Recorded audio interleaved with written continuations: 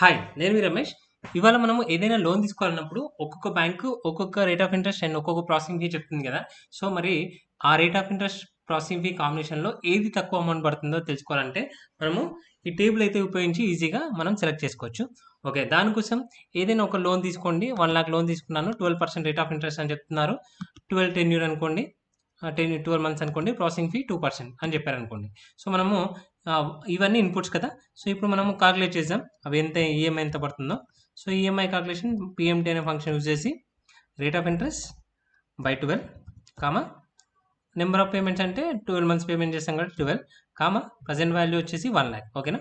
So, ఈ విధంగా మనం ఈఎంఐ కాలిక్యులేట్ చేసుకోవచ్చు. దాని తర్వాత టోటల్ అమౌంట్ అంటే ఈఎంఐ ఇంటూ ఏదైతే 12 మంత్స్ ఉందో అది టెన్యూర్ ఉందో టెన్యూర్ ఇవ్వాలి. సో, అప్పుడు మనకి టోటల్ అమౌంట్ వచ్చేసింది. టోటల్ అమౌంట్ మనం పే చేసేది మైనస్ తీసుకున్న అమౌంట్ అంటే మనకి టోటల్ ఇంట్రెస్ట్ ఎంత వస్తుంది. సో, మళ్ళీ ప్రాసెసింగ్ ఫీ కూడా యాడ్ చేస్తారు కదా! ప్రాసెసింగ్ ఫీ వచ్చేసి మనం తీసుకున్న దానిపైన 2% అని చెప్తారనుకోండి. సో, ఇది ఇంటూ ప్రాసెసింగ్ ఫీ 2% ఓకేనా? సో, ఇవి 2 కలిపితే మనకి ఎక్స్‌ట్రా పేయబుల్ ఓకేనా? టోటల్ ఎక్స్‌ట్రా పేయబుల్ వచ్చేసి టోటల్ ఇంట్రెస్ట్ ప్లస్ ఈ ప్రాసెసింగ్ ఫీ ఓకేనా? సో, ఇప్పుడు మనకి ఇలా ఉన్నప్పుడు ఇంత ఎక్స్‌ట్రా ఫీ అవుతుంది. ఒక్కొక్కరు 11% ఇస్తానంటారు. దాని ప్రాసెసింగ్ ఫీ ఒకటి చెప్తారు కదా! సో, మరి ఇలాంటి కాంబినేషన్‌లో మనం ఒక టేబుల్ 11%, 12%, 13%, 15% ఇచ్చారు. ఇక్కడేమో ప్రాసెసింగ్ ఫీ 1%, 2% అలా ఇచ్చారనమాట.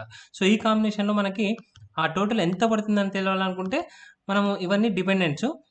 ఇవన్నీ కూడా మనము ఏది కావాలనుకుంటే అది మనము తెలుసుకోవచ్చనమాట. ఏదైతే ఉందో అది ఈ ఎడ్జ్‌లో ఓకేనా? సో, ఇట్సేమో రేట్ ఆఫ్ ఇంట్రెస్ట్ చేశాను. ఇదేమో ప్రాసెసింగ్ ఫీ చేశాను.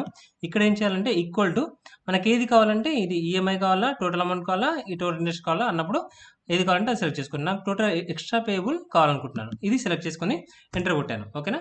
సో, ఇవి సెలెక్ట్ చేసుకున్న తర్వాత నేను ఇప్పుడు ఈ టేబుల్ అంతా సెలెక్ట్ చేసుకున్నాను. సెలెక్ట్ చేసుకొని వాట్ ఇఫ్ అనాలిసిస్ యూజ్ చేసి డేటాకెళ్ళి వాట్ ఇఫ్ అనాలిసిస్ యూజ్ చేసి what if data table click చేసి ఒక బాక్స్ అయితే వస్తుంది. ఇక్కడ రో ఇన్పుట్ వచ్చేసి నేను రోలో రేట్ ఆఫ్ ఇంట్రెస్ట్ చేశాను కాబట్టి రో ఇన్పుట్ వచ్చేసి ఇన్పుట్స్ అన్నీ ఇవన్నమాట. ఓకేనా? రో input rate of interest. Column input కాలమ్‌లో ఏం వేసాను? ప్రాసెసింగ్ ఫీ వేసాను. ఓకేనా? కాలమ్‌లో ప్రాసెసింగ్ ఫీ వేసాను. ఒకవేళ మనం ఈ టెన్యూర్ గానీ లోన్ అమౌంట్ గానీ కూడా తీసుకుంటే తీసుకోవచ్చు. బట్ నేను ఇప్పుడు ఇవి వేసాను కాబట్టి వీటిని బేస్ చేసుకొని మన వాల్యూస్ అయితే వస్తాయి.